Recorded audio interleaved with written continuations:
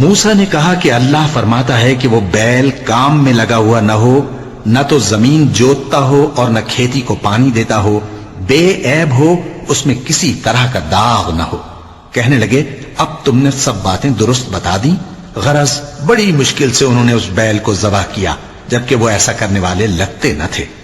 اور جب تم نے ایک شخص کو قتل کیا تو اس میں باہم جھگڑنے لگے، حالانکہ جو بات تم چھپا رہے تھے اللہ اس کو ظاہر کرنے والا تھا۔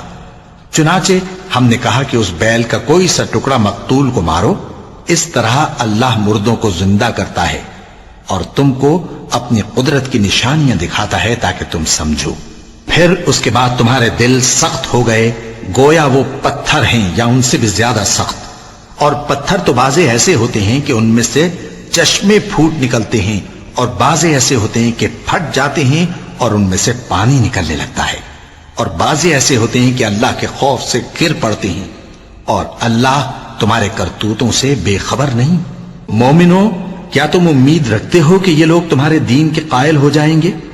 حالانکہ ان میں سے کچھ لوگ کلام اللہ یعنی تورات کو سنتے، پھر اس کے سمجھ لینے کے بعد اس کو جان بوجھ کر بدل دیتے رہے ہیں۔